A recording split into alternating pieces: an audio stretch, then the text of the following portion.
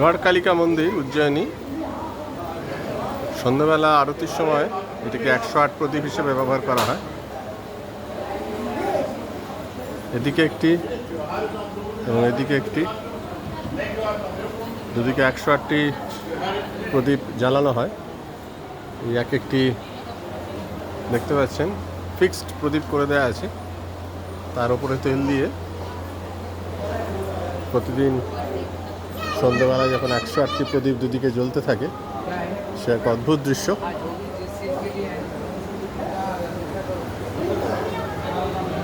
আর এই গড়কালিকা মন্দির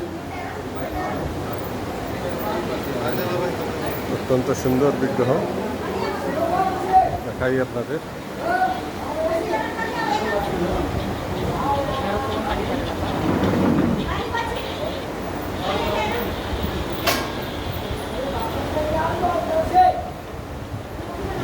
গড়কালিকা মন্দির।